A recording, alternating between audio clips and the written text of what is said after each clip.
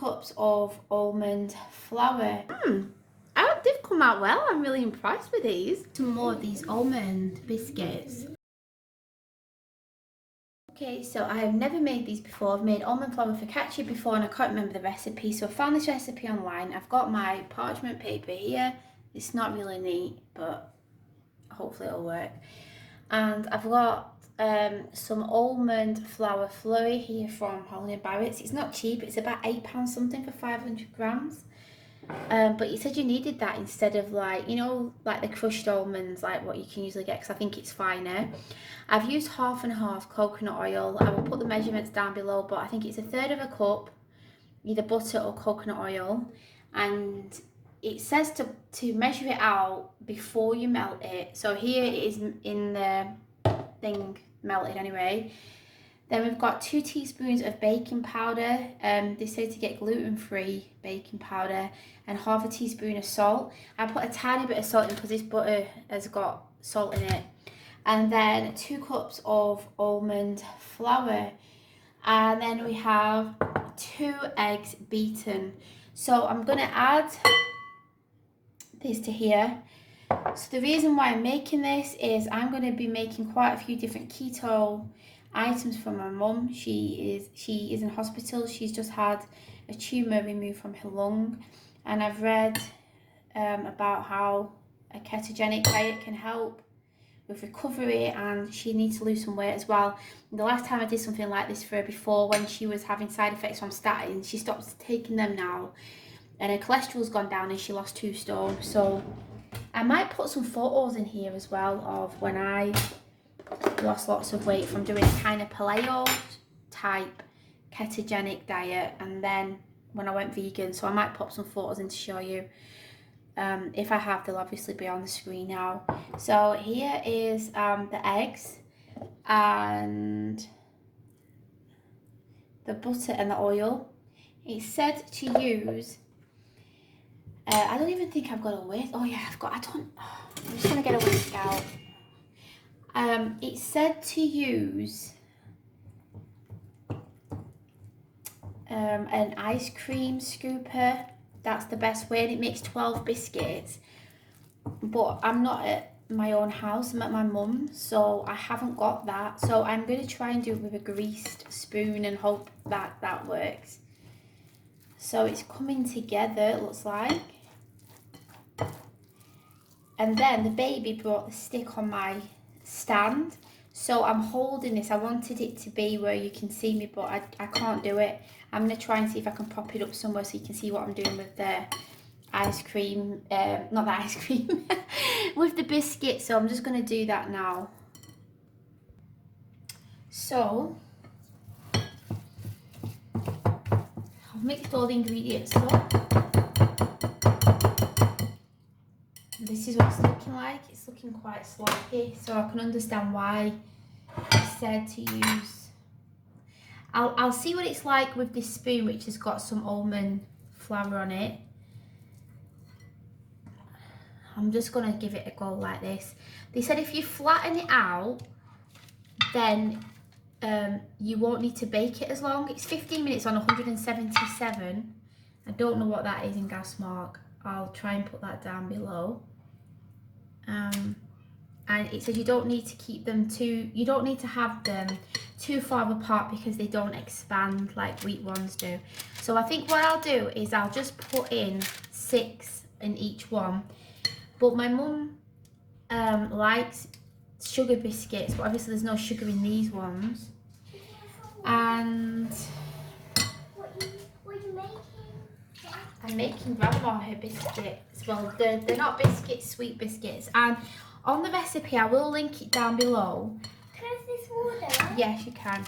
But they say that you can put parmesan in these, or rosemary, a bit of cheddar cheese. There's all different variations of these types of things. A lot of them have, and I don't know if I'm pronouncing it right. But is it psyllium? So I don't even know. I'm gonna have to put it down below, and I do have some back at home, but I don't have them here. I really hope these come out well.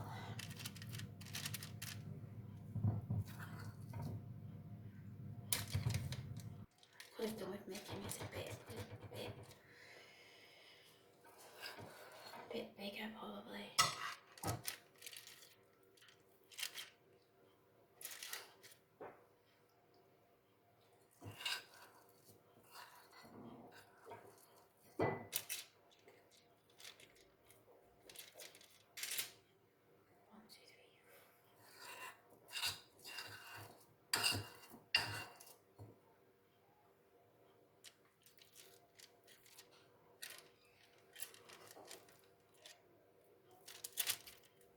And then I'm just...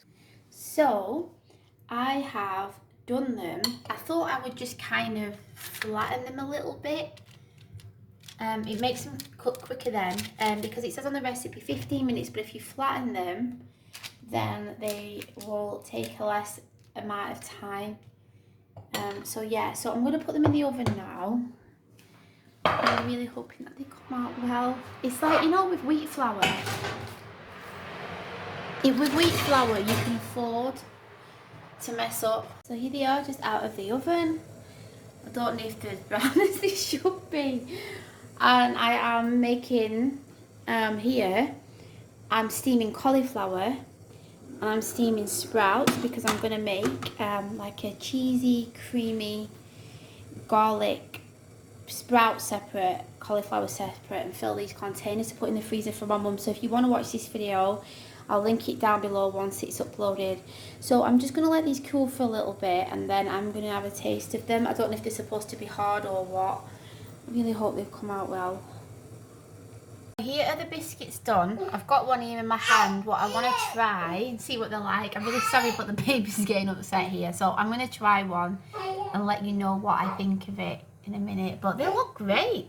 And they smell nice. They smell like they could be sweet biscuits, but obviously they're not. Taste test.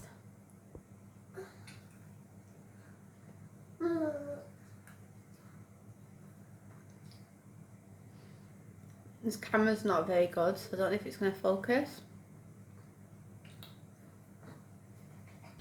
Nice, buttery. I don't tend to have dairy, so I would probably just have these with coconut oil, but they've come out well. I'm really impressed with these. So I'm going to make another batch and I'm going to freeze them. I believe they last up to a week in the fridge. Or you can freeze them and then obviously defrost them. But I've read that you could make like bigger ones and have burgers with them, with eggs. Yeah, I think they'd be quite versatile. You could do a lot with them. I'm really sorry about the baby getting mad here. Where's Baba? So I'm going to crack on with the rest of the cooking when he's calmed down. I'm crumbling it everywhere. So it is quite crumbly. So maybe, actually, do you know what? I just realised it said in there that make sure it's really compacted so it doesn't crumble too much. So maybe I'll try that next time. I just wanted to quickly show you that I made some more of these almond biscuits or bread, and it's easy to just move them around in your hands as well. So I've decided to make some that are like this instead of these ones, like what I've made. And I'll see what they come out like and let you know. So this is what they look like when they're a bit when I flatten them down with my hand. So I'd say that they do look nice, don't they? Like that. They taste better when they've cooled down, but right. So yeah, I'd say they look just as nice as the other ones, don't they?